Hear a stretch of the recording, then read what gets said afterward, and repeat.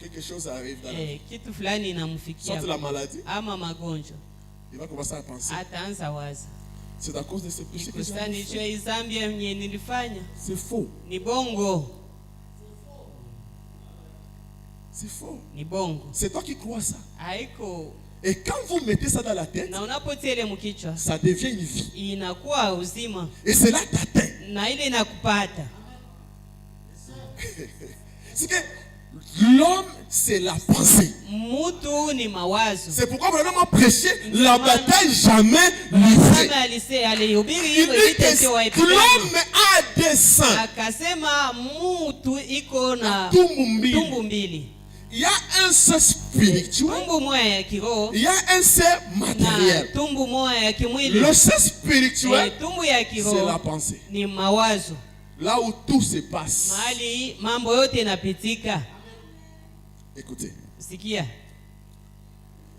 Vous ne devriez jamais dire cela. Ne laissez jamais votre témoignage être négatif. Quoi qu'il en soit, j'aime ce français. Quoi qu'il en soit, soyez toujours positif. Quelqu'un dit, je suis sauvé. Dieu est dans mon cœur. Je crois en lui de tout mon cœur. Croyez-vous dans la guérison divine? De tout mon cœur. Écoutez, que tout le temps, votre témoignage et vos pensées, ne laissez jamais de pensées négatives entrer dans votre esprit. Si cela vous est possible, que ça commence, n'entretenez pas cela. Parce que ça va venir. Hein? C'est comme les oiseaux. M'en parle ici. C'est comme les oiseaux. Tu ne peux pas empêcher les oiseaux de passer au-dessus de ta parcelle. Mais tu peux les empêcher de faire les nids dans ta parcelle. Les pensées vont venir. Et n'entretenez pas cela. Parce que même les péchés commencent dans les pensées. Est-ce que vous le savez? Et quand il est pensé, oh, frère, je savais pas, tu savais. Parce que cela est venu dans ta pensée. Je vais chercher une fille. Tu commences à entretenir. Tu commences à arranger cela dans la pensée. Et cela se matérialise. Ça devient un acte. Amen. C'est pourquoi Dieu ne vous condamne pas parce que vous avez pensé. Il vous condamne d'avoir gardé la pensée là. Écoutez, quand ça commence à n'entretenez pas cela, eh bien, vous direz, je ne peux pas empêcher que les pensées viennent. Madame, c'est un prophète. Frère, tu ne peux pas arriver. Écoutez, frère Bana. Eh bien, c'est comme le fermier qui a dit qu'il ne pouvait pas empêcher que les oiseaux de survoler son domaine. Mais il pouvait certainement les empêcher de s'y percher. Ainsi, c'est une bonne chose. Voyez-vous, vous ne pouvez pas les empêcher. Vous ne pouvez pas empêcher les pensées de venir. Mais ne les entretenez pas. N'entretenez pas ces mauvaises pensées.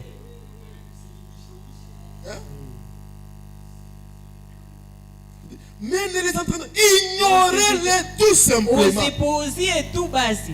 Pas du tout. Jésus est mon sauveur. Tout m'appartient. Avec Dieu, je vais les garder. Alléluia. Amen. Il dit, je vais à rendre témoignage. Et Dieu ne peut pas vous bénir si Isipokuwa tu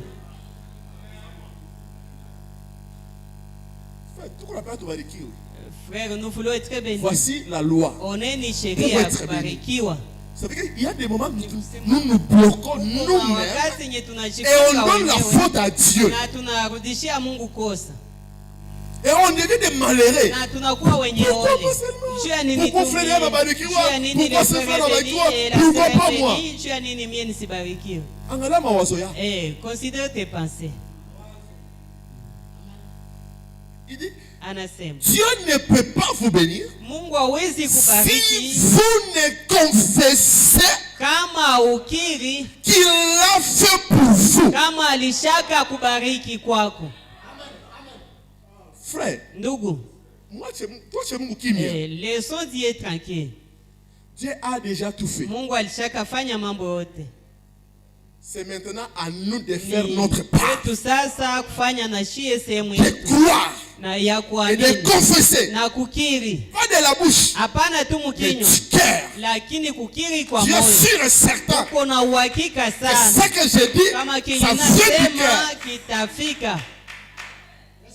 Amen. Amen. Et confesser que Dieu m'a déjà béni. Nous allons arriver. Frère Madame dit, tout est dans l'homme. Non, est dans l'homme.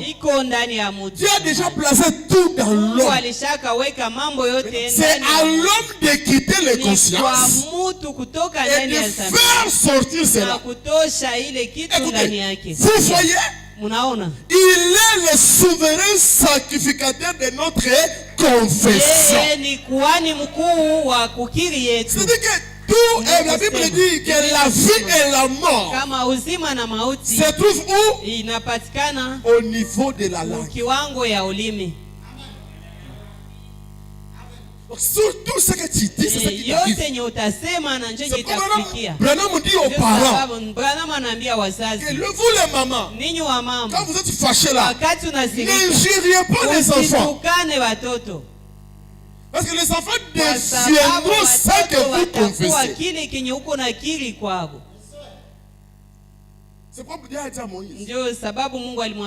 Tu cries Moïse, tu cries. Parle Moïse.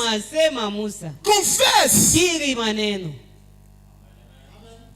Est-ce juste? Hébreu 3. Il a dit, il est le souverain sacrificateur de notre confession.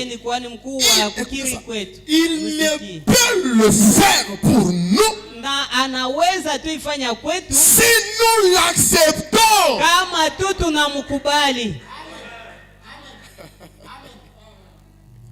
Virgule, les croyants, virgule, les confessants. Trois choses. Nous acceptons que Dieu nous a bénis. Nous les croyons du cœur. Et après on les confesse. Cela me donne l'histoire de John. John le muet, l'aveugle. Alors qu'il est bien parti dans la ligne de prière de Frère Branham. Frère Branham a prié pour lui. Il a dit, ainsi dit le Seigneur, tu es guéri, John. John n'était pas guéri. Les jours suivants, il est revenu. Mais Frère Branham lui regarde. J'ai prié pour toi. Il dit, mais tu as dit que je suis guéri. Branham lui dit que, et toi, tu as dit que tu croyais. C'est pourquoi hier j'ai dit, le miracle se trouve en nous. Le prédicateur ne fait rien. Le prédicateur seulement, il éveille ce qui est en toi.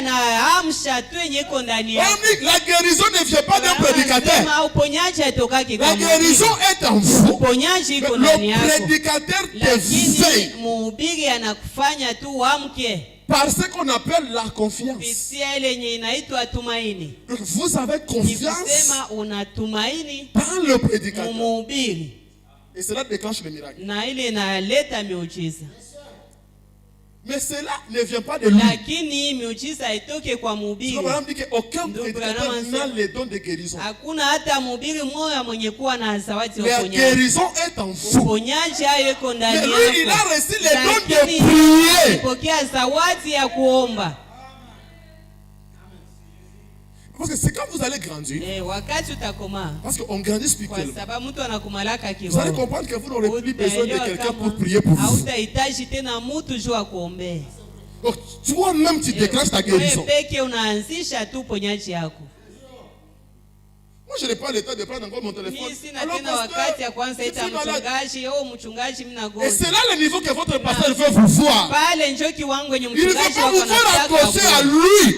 Parce que la mission, c'est de vous connecter à Christ. Est-ce que vous croyez ça? Parce que la mission pour un Ephésien, c'est de vous connecter à Christ. Là où vous et Dieu, vous avez une relation seule avec lui. L'intermédiaire existe quand l'enfant est encore bébé.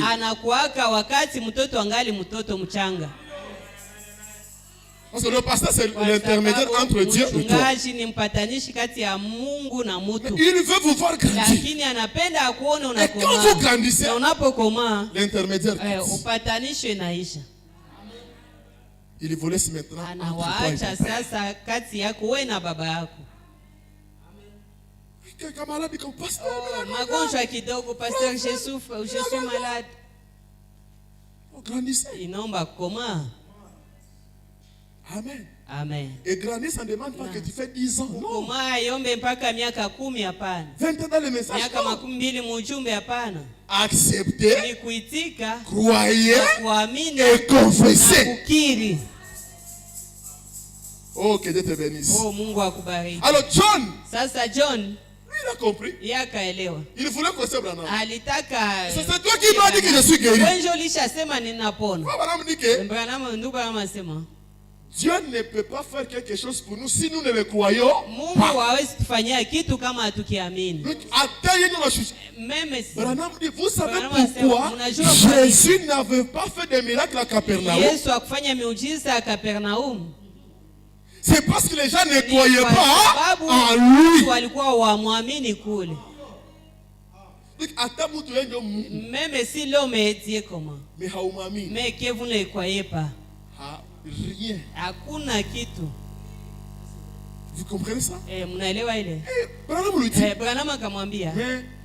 Non, si tu as dit que tu crois. Parce qu'il n'y a que cette possibilité. Moi j'ai pris. Toi tu crois. C'est là que le miracle opère. Alors, frère Branham, comme il était chrétien, comme il voyait que cet homme est chrétien et catholique, les catholiques veulent toujours avoir quelque chose où leur foi va tenir. Mais nous tenons notre foi par la parole. Alors, comme il est habitué de chapeler, frère Branham lui dit. Maintenant, commencez à dire. Va se mettre ici. J'étais aveugle. Maintenant, je vois. L'enfant dit que seulement ça. Oui.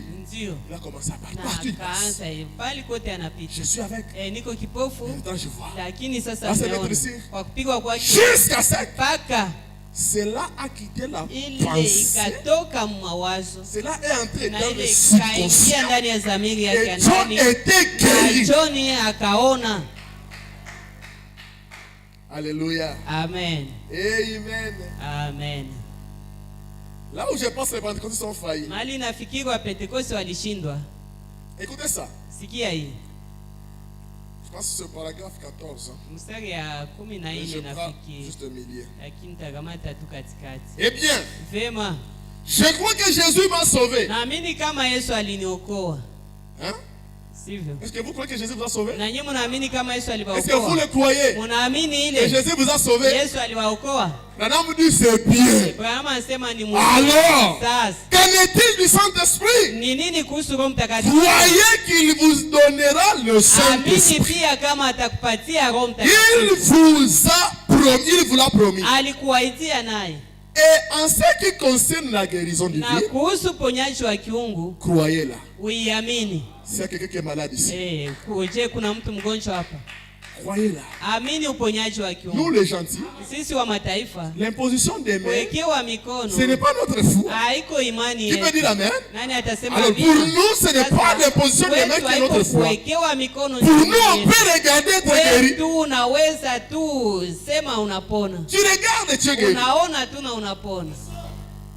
Amen. Amen. Croyez-vous qu'il vous donnera cet esprit? Amini kama atakupatia na. Il vous l'a promis. Alikuaitia na ile uponyaji. Écoutez. Chaque bénédiction kila baraka rédemptrice ya ukombozi vous appartient. Ni yako. Amen. Amen. Continuez tout simplement à boire. Endelea tu kukunywa. Et grandissez. Na kukoma. C'est tout. Basi. Écoutez. Sikia. Tout ce dont vous avez besoin. Kila kitu ambacho unahitaji. Se trouve juste en vous. Iko tu ndani yako. Ça va des situations comme ça. Unajua mitajo za hivi. Moi ça m'énerve. Mimi inanisirikishaka. Et ça me met au défi. Na inaniletea mshutuma. Si tout est dans moi. Kama kila kitu iko ndani yangu. Pourquoi ça ne sort pas? Kwa nini havitoke wazi? Il y a des situations qu'il ne faut pas seulement sauter. Kuna mitajo nyayombe tu. Il faut parfois réfléchir. Inaomba pia uziwaze yako. Donc tout est dans moi. Kama yote iko ndani yangu. Mais c'est où alors? Iko wapi sasa? Pourquoi je souffre? Kwa nini nateseka? Ça mène des révoltes. Inakuleta uamke. Lorsque vous recevez le Saint-Esprit, unapopokea Roho tout ce dont vous avez besoin, kila kitu unachohitaji. Écoutez Branham, msikie Branham. Tokea hapa jusqu'à la gloire, mpaka kuutukufu, se trouve juste dans vous. Siko tu ndani yako. D'ici jusqu'à la gloire. Tokea hapa mpaka utukufu. Même la résurrection. Hata ufufuko. Même le Saint-Esprit. Hata Roho Mtakatifu. Même la résurrection. Hata ufufuko. Se trouve en vous. Yote iko ndani yako. Ce n'est pas de la foi que vous avez besoin. Hauhitaji imani. Vous avez la foi. Uko na imani. Si vous avez le Saint-Esprit. Kama uko na Roho Mtakatifu. Car il est votre foi. Kwa maana yeye ndio imani yetu. Lakini la chose que vous devez connaître, kitu yenye nakuomba ujue, c'est de savoir comment utiliser cette foi. Jinsi ya kutumikisha imani hii. Donc tout est dans moi. Sema kila kitu iko ndani yangu. Mais comment faire? Sasa namna gani? C'est de savoir comment je dois faire sortir cela. Kujua namna ya et que cela devienne matériel. Ile ifanyike. Oh gloire au Seigneur. Utukufu kwa Bwana. C'est de savoir comment utiliser cette foi. Kujua jinsi tu ya kutumikisha ile. Voyez-vous ce que je vais dire? Unaona ile ninayotaka kusema. Et si vous comprenez simplement na kama ukielewa comment utiliser cela, jinsi ya kutumikisha c'est que nous essayons de comprendre. Ni ile ambayo tunaojaribu kuelewa. Njenye tunajaribu comprendre. Comment utiliser cela? Namna ya kutumikisha ile imani. Comment entrer dans les grandes choses? Namna gani unaweza ingia mu vitu vikubwa? Nous en avons. Tuko nayo. Tout est dans nous. Yote iko ndani yetu. Et comment y arriver? Sasa namna gani tutafikia? C'est pourquoi la première loi d'y arriver. Sababu sheria ya kwanza ya kufikia. C'est d'être d'abord stable mentalement. Ni kwamba utulie kwanza kiakili. Quelqu'un de positif. Kuwa mtu wa kuwaza. Tu dis quelque chose. Unasema kitu. Tu ne changes pas. Na hautatoka kwa ile unabakia pale. Amen. Amen. Paragraphe 14. Sura ya 14. Et jamais Dieu, na kamwe Mungu, vous ne pourrez jamais épuiser l'amour de Dieu. Hawezi kamwe kumaliza et la miséricorde de Dieu envers vous. Na rehema ya Mungu kwako utasema. Eh bien, je n'aime pas trop déranger le Père. Fema, mie sitaki nisumbue sana baba. Il veut être dérangé ainsi. Yeye anataka asumbuliwe vile. Amen. Amen. Ne pensez jamais que vous pourrez demander trop à Dieu. Usiwaziake kama unaweza lomba bia mingi kwa Mungu. Je crois que l'écriture dit. Fema, naamini kama andiko inasema. Vous ne recevez pas. Amupokeake. Parce que vous ne demandez pas. Sababu amuombake. Et vous ne demandez pas. Amuombake. Parce que vous ne croyez pas. Kwa sababu amuamini. Il veut que nous demandions. Anataka tukwe tunaomba. Et que nous croyons. Na tukwe tunaamini. Pour que notre joie soit parfaite. Imani yetu iwe kamilifu. Amen. Alléluia. Amen. Il veut que vous demandiez beaucoup. Et demandez des grandes choses.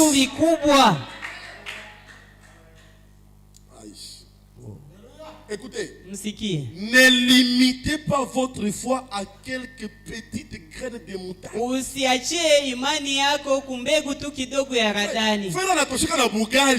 Un frère qui satisfait du foufou. Si tu manges, il est satisfait. Maragi na wali kila siku. Du foufou dirait au haricot chaque jour. Tu es content? Na una furahi tu.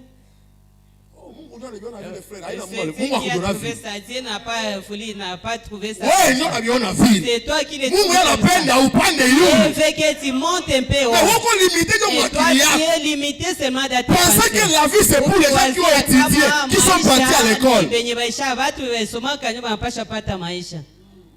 Est-ce que vous savez que les hommes riches ne sont pas déjà instruits? Qui connaît le niveau de Elon Musk? Bill Gates. Ce sont des gens qui n'ont pas beaucoup étudié. Surtout surtout les écoles du Congo ici qui nous embrunent inutilement. Après 9 ans, on n'a pas chômé. Parce qu'on t'a dit que la vie c'est les études. Et vous avez gardé ça dans la tête. Et c'est là qui vous tue. On n'a pas dit à frère Kazi. Vous donnez du boulot à un frère. Je suis gradué un frère. Et Nico gradué un dogu. Je ne peux pas travailler ça. Et la maman maman qui passe nuit ventre que là-bas. Pourquoi? C'est une pensée qu'on lui a dit. Montez ici à une autre sorte de foi et entrez dans les grandes choses. Écoutez, les grandes choses sont aussi faciles. Vous avez toujours resté du foufou. Comme vous avez toujours resté la même fois que tu utilises pour ça. Écoutez, les grandes choses sont aussi faciles à recevoir que les petites choses. Madame dit, vous n'avez qu'à croire. C'est tout. La même fois que tu dégages pour avoir un goût, il est chemise c'est la même manière que tu peux croire pour avoir un habit de magasin à $100. Il est les man. C'est trop facile. Ils ne sont pas branchés. Et si vous avez la foi et que vous savez vraiment l'utiliser correctement, ça ira très bien. Vous n'avez qu'à mettre cela à l'œuvre et cela marchera tout simplement.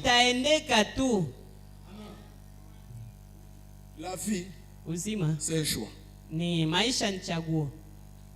Est-ce que vous savez ça? Le choix d'une épouse. Paragraphe 31. Écoutez, dans bien des domaines de la vie, il nous est donné la possibilité de choisir. Le mode de vie lui-même est un choix. Ça c'est Branham. Donc comme je vis comme ça, c'est moi qui ai choisi. C'est mon choix.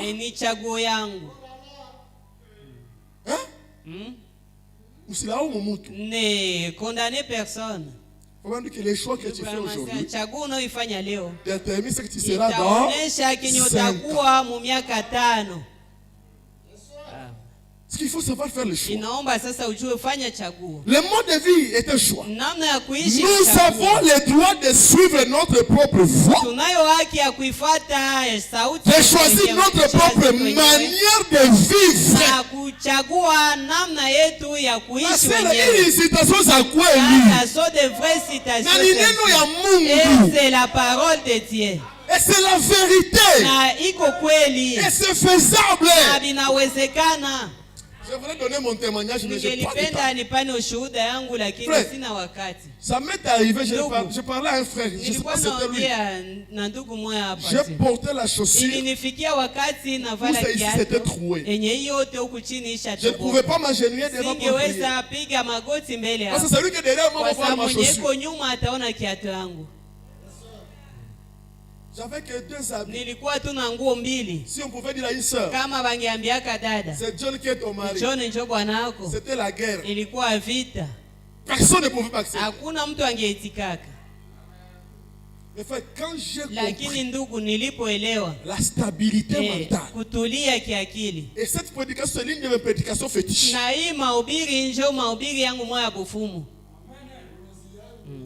C'est ma fétiche. Une bonne prédication, c'est que tu as vécu. Il n'a pas expérimenté comment ça se fait. Je ne peux pas porter un soulier de moins de $100. Je ne peux pas. Pourquoi? Même si je n'ai pas l'argent, si tu as où ça, je ne vais pas acheter un soulier de 5 000 francs, je ne peux pas. Je vais travailler et attendre pas qu'à nous $100. Jusqu'à atteindre $100. Et comme c'est quelque chose qui est à moi, c'est quelque chose que je crois, les choses, et ça va se mener automatiquement. Ça va passer à la roulette. Amen. Et amen. Oh Jésus. Oh Jésus. Les instructions est un choix. Nous pouvons choisir soit de faire les études, soit de ne pas faire les études. Nous avons le choix. Le bien et le mal. C'est un choix. Tout homme, toute femme, garçon ou fille, doit choisir soit d'essayer de mener une vie droite ou de ne pas mener une vie droite. Frère, c'est votre choix. Personne ne t'a ensorcelé. Il faut seulement faire sortir ça. Le problème est que nous sommes tous dans les coutumes. Il y a déjà dans le message, on a fait le couette. Si tu fais ça, ça va arriver. Tu es lié par ta pensée. C'est ce qu'on t'a dit que ça se passe sur toi. J'ai vu quelqu'un faire cela et mourir. Chez nous les Nande, chez nous les Hema, chez nous les Mushi. Tu peux ne pas avoir les cris. Mais tu es attaché. Et les gens pensent que quand on dit soyez délivrés, ça veut dire que si tu as les machins, les boulots, vous jetez ça. Non. Il y a les boulots de la tête.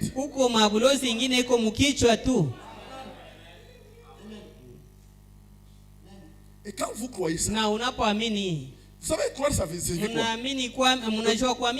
Donc ici uko. C'est ce que tu es. L'homme est tel que ses pensées. À partir d'aujourd'hui, change ta manière de voir. Et tu vas voir que vous trouverez que ça va. L'eau va qu'à la sauce.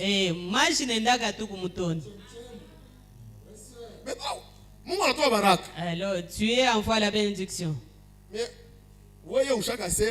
vous avez déjà dit, comme mon mari n'avait pas étudié, il ne peut jamais avoir un boulot de $1000. Et quand la femme va demander na wakati mtoto ataomba kitu, qu'est-ce que j'ai? Ne voyez-vous pas vos frères? La famille qui ne m'aime pas, qui m'ont abandonné. Crée ton propre monde. Umba dunia yako wewe peke. C'est comme un homme dit, un chrétien peut créer son propre monde et y habiter. Ce n'est pas créer un autre univers, non. C'est créer ton atmosphère. Une atmosphère où toi seul. Quand tu haïsses, tu t'en fous. Vous connaissez quoi logique? C'est Marie est devenue logique. Éloignez-vous des personnes négatives. Uende mbali na batu ya kushindwa. Huko kundi ya wadada tu ni vya mubaya. Même à l'église, il y a les gens comme ça. Hata mkanisa des administrateurs comme ça. Wazamini wa vile. Les diacres comme ça. Washemasi wa vile. Le brebis est négatif. Watu tu wa kushindwa. Tufanye hivi. Faisons ceci. Ça frère m'a coûté tantôt. Et alors frère, d'où viendra l'argent? L'argent t'appartient. Et c'est toi qui fabriques la monnaie. Quoi seulement? Oui, amini tout. Il y a une personne à l'église. Kuna hitaji mkanisa. Ça ma téléphone. Comme des téléphones. C'est pas professionnel. Haiko kabisa haikamilike. Pourquoi un frère ne peut pas dire moi je vais payer une caméra? Kwa atasema siseme mimi nitauza kamera. Dites-le bien aujourd'hui. Useme vile tokea leo. Tout l'argent. Nikipata pesa. Je paye la caméra. Nitauza kamera. Donc on a ça sans problème. Alors quand vous aurez l'argent, et vous allez oublier.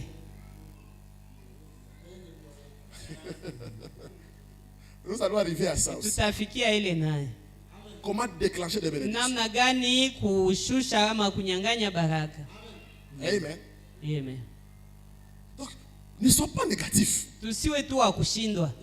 Débarrassez-vous des personnes négatives. Mwachane na watu wa kuwaza vya mbaya. Même si c'est ta mère. Hata kama ni mama. Même si c'est ton père. Hata kama ni coupe la relation. Achana na ile uhusiano. Parce qu'il te kwa sababu wanakufunga. On a une soeur qui disait, najua dada mama alikuwa anasemaka, moi je vais avoir un mari qui a des véhicules et un bon travail. Kuwa na bwana mwenye atakuwa na magari na kazi ya mzuri. Notre lui a dit, matérialiste wa kimwili. Non. Hapana. C'est ça ce qu'elle croit. Ile njo yenye anaamini. Et quand elle croit ça, na wakati anaamini vile, inakokota ile vitu. Elle n'est pas matérialiste. Haiko wakupenda vitu ya mwili. Amen. Amen. Elle préférerait comme ça. Angependa vile. Continue. Le choix ou quelque chose, le choix est quelque chose d'important. Chaguo ni kitu kabisa ya maana. Amen. Amen. L'expectative. C'est pareil, paragraphe 13. C'est pareil avec beaucoup de membres de l'église aujourd'hui. Ils disent, Dieu m'a sauvé du péché. Oh, c'est ça le travail le plus lourd pour Dieu. C'est un travail qui a coûté cher à Dieu. C'était de te sauver. C'est pourquoi il a envoyé les Moïse, les Abraham et tout ça. Jusqu'à ce qu'il a dit que personne n'y arrive. Il est descendu lui-même. Il a laissé la gloire vide. Et il est descendu lui-même. Torturé par la créature.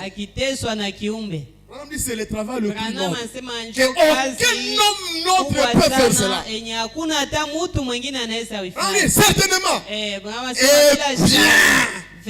le Dieu qui vous a sauvé du péché peut vous donner le bonheur. Le Dieu là peut vous donner la paix. Et ce soir, tous ceux qui méprisent ta paix, je les chasse au nom de Jésus-Christ. Tous ceux qui peuvent mépriser ta paix, je les chasse au nom de Jésus-Christ. Même si c'est le travail. Où il y a quelqu'un quelqu'un qui est là, je fais la permutation. Si tu le crois.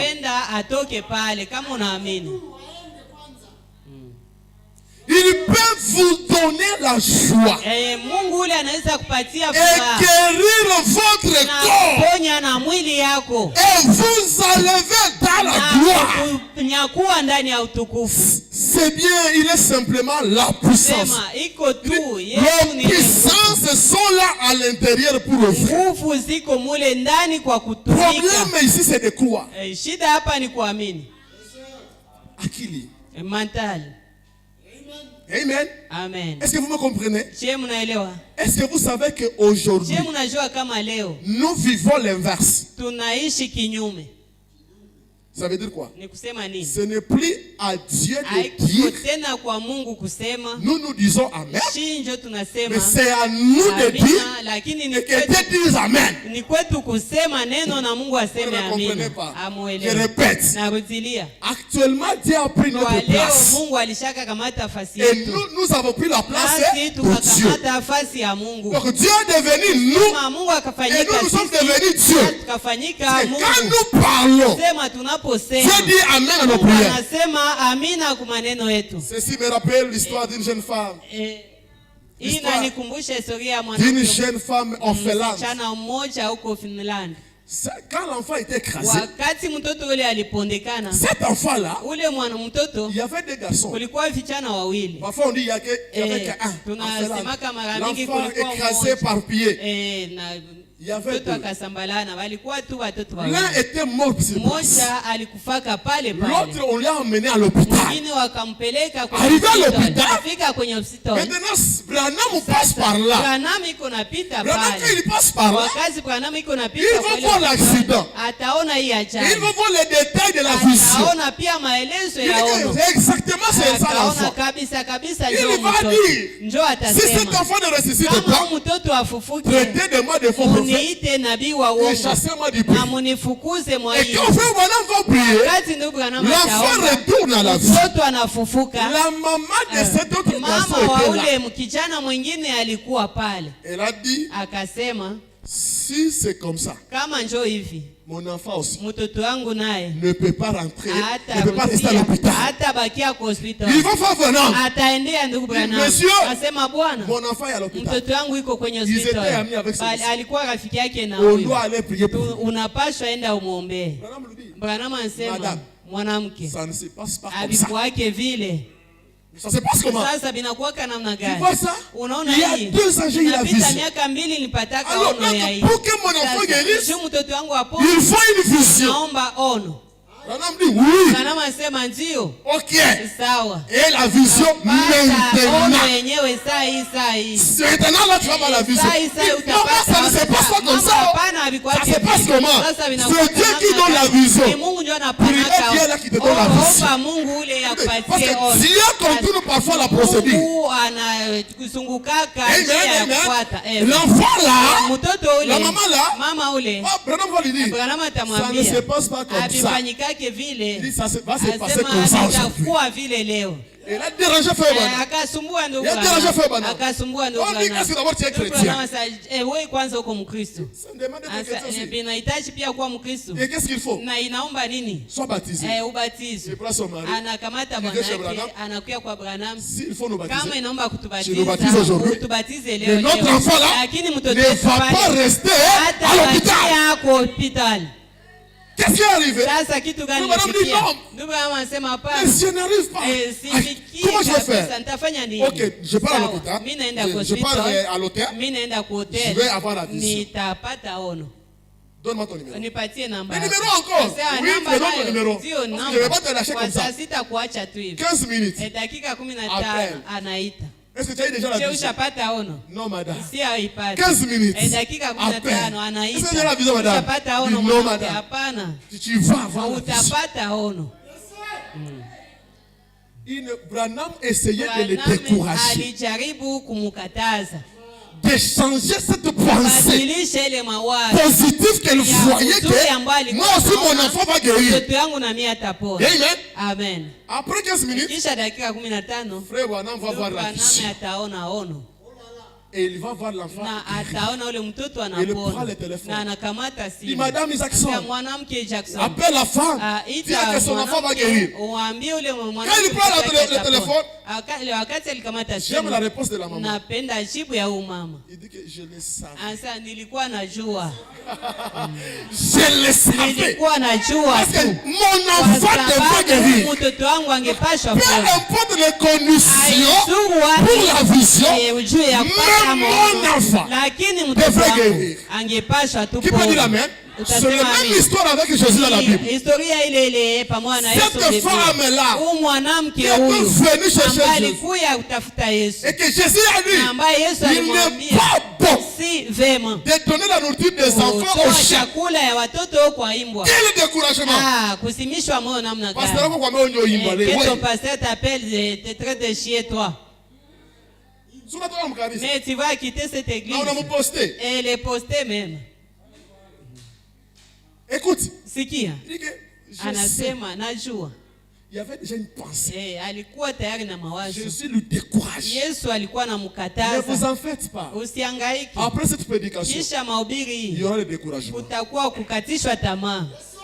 Quelqu'un va essayer de t'enlever ça. Atajaribu kukutosha hii. Jésus l'a fait. Yesu alifanya vile. Et la femme lui a dit. Na mwanamke akamwambia, même le chien, hata imbwa sina kulaka ile ya kusalia enye naangukaka toka kumeza. Yesu anaona, anasema ona imani ya hivi na ile ikaumba ikaumba. Yesu akasema imani yako inakokoa kuwa kuwaza vya kuwezekana, imekupatia kile ambacho unahitaji. Et si elle était négative, elle n'aurait pas reçu ce qu'elle a demandé. Angepokea kile ambacho alikuwa anahitaji. Laissez-moi finir. Acha nimalize. Par l'histoire des jeunes caporales. Historia ya kaporale kijana. Vous comprenez que tout se passe dans la tête. Le roi était là. Il était en train de faire monter les drapeaux. Alléluia. Et quand il faisait monter les drapeaux, en faisant la tête comme ça, la couronne est tombée. Et quand la couronne est tombée, selon la loi des militaires, quand le drapeau est fait monter, personne ne bouge. Les généraux étaient tous comme ça.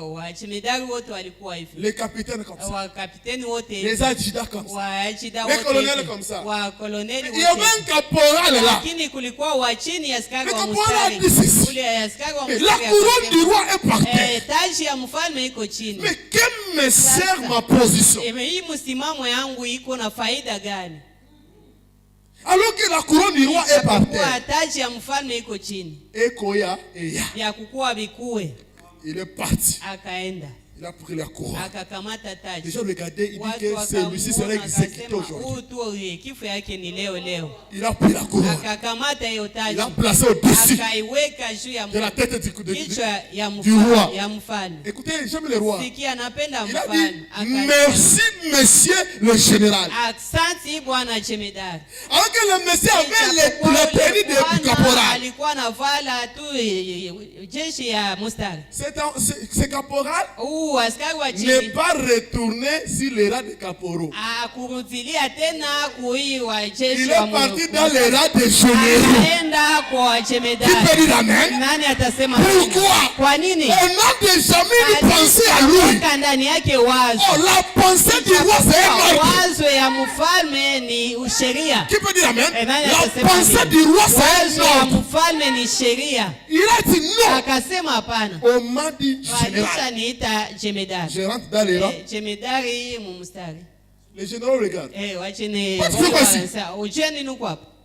Le roi a dit je suis général. Mais regarde-toi.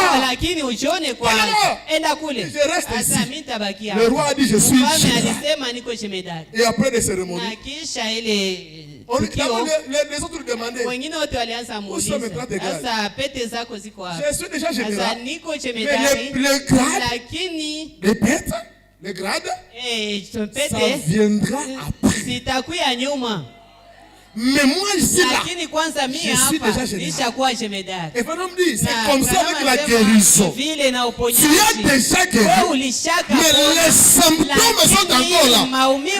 Tu sais, tu crois, tu confesses que je suis déjà guéri. Et quand tu le dis, gloire au Seigneur, la maladie fait plus mal. Les embouteillages. Quitte ici, tu n'es pas là. Je suis déjà guéri. Et frère Branham dit, c'est ça la nature d'un enfant petit. Ce soir, changez les rangs. Si vous voyez les choses comme ça, changez les rangs. Si la famille a dit que vous n'allez pas vous marier, si nous arrivons à 40 ans, nous mourrons. Allez ça dans la tête. Change les rangs. Change la famille. Tu n'es plus de leur famille. Tu deviens de la famille Jésus. Tu deviens de la famille Branham. Tu n'es plus de leur famille.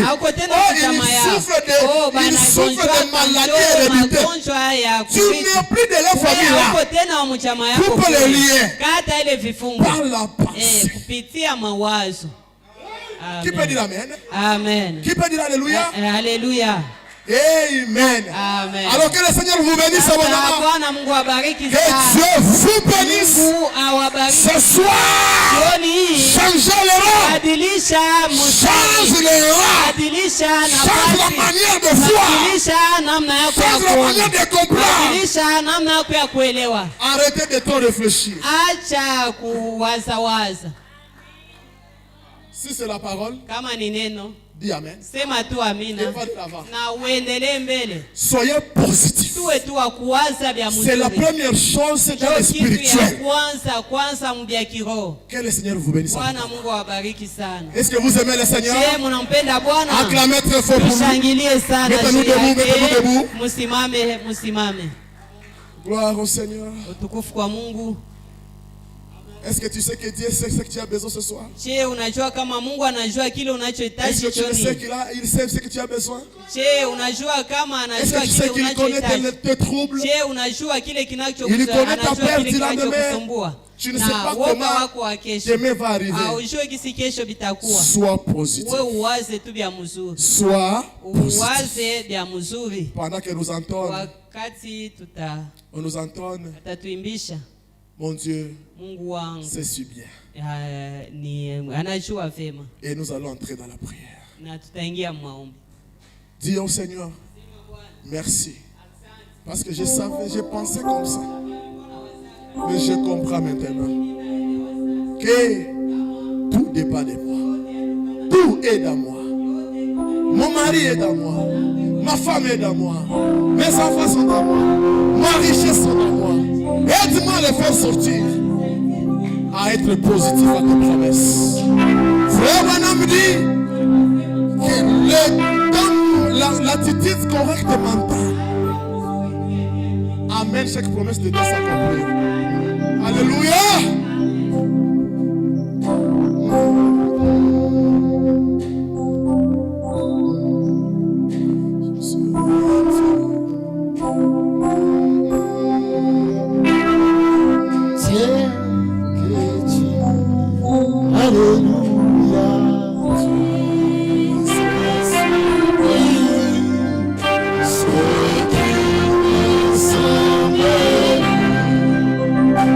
He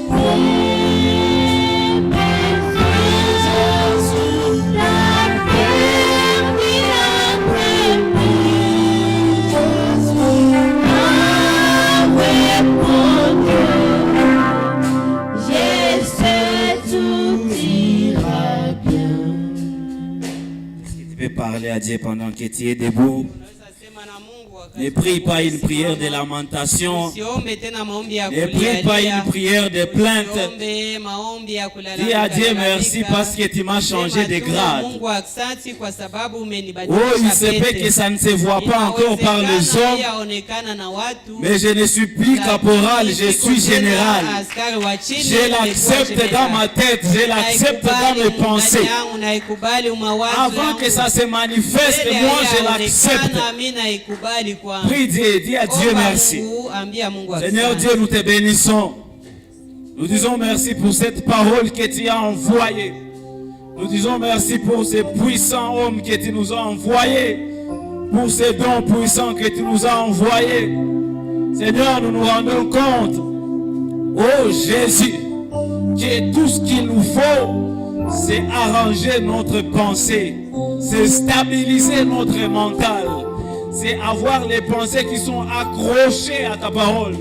C'est pourquoi dans Philippiens, la Bible déclare: ayez en vous la pensée qui était en Christ. Oh Seigneur, laisse que tout ce qui soit dans nos pensées, que ça ne soit qu'il est écrit. Il est écrit. Il est écrit. Oh Jésus, de sorte que nous serons comme des femmes enceintes. Une femme enceinte, même quand c'est pour une semaine, même quand elle est enceinte pour 2 semaines, tout le monde ne voit pas encore, tout le monde ne le croit pas encore, mais elle sait que dans mon ventre je porte un enfant. Dans mon ventre il y a la vie. Dans mon ventre il y a la vie. Que les gens l'acceptent ou pas, mais dans mon ventre il y a la vie. Et au moment donné, cela deviendra réel, cela deviendra manifeste. Seigneur, nous croyons en toi, nous croyons en cette parole. Bénis ton serviteur, bénis éternel Dieu Tout-Puissant sa vie, bénis son travail, bénis sa famille, bénis son épouse, bénis tout ce qu'il est. Oh Seigneur, il a été déchaîné en apportant ta parole.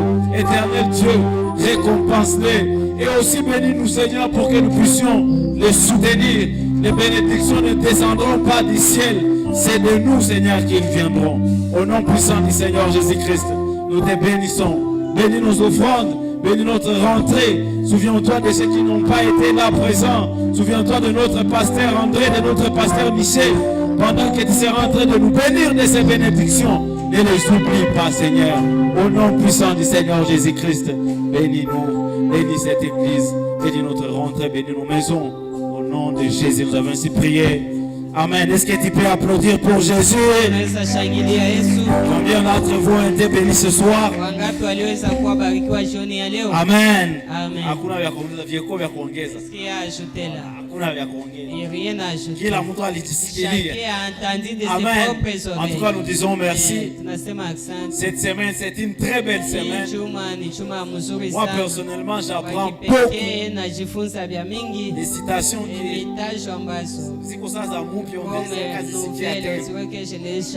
en tout cas, gloire à Dieu. Alors, on ne va pas plus prendre beaucoup de temps. Votre argent, la contribution du mois, on ne bouge pas en tout cas. Vraiment, il y a un retard qui est en train. Fournir des efforts, stabilise ta tête, stabilise tes pensées et apporte-nous ton argent. Amen. Je pense qu'il n'y a pas d'autres communiqués. Demain, vu que nous avons une semaine qui est un peu surchargée, on ne va pas avoir prière ici. On viendra 15h juste pour l'équipe. Amen. Soyez là. Demandez aux gens qui ne sont pas venus d'être là. Il y a même ceux qui ont levé les doigts les mardis. Ils ont choisi d'être ici les jeudis, mais ils sont absents. C'est pas respectueux. Homme de Dieu, est-ce que vous pouvez venir nous saluer rapidement? Homme de Dieu, gracieux Kayeke. Est-ce que vous pouvez applaudir pendant qu'il vient? Un homme de Dieu très humble.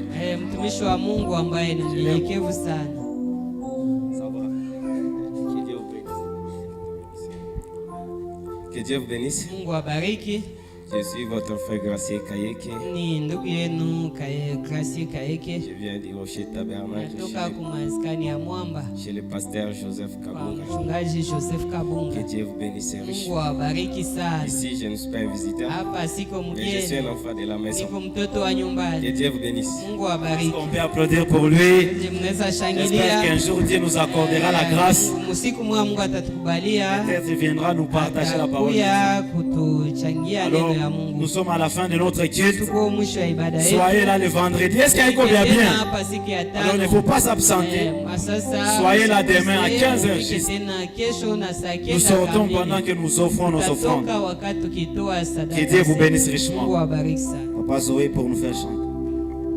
Écoutez au ciel et tout ce que tu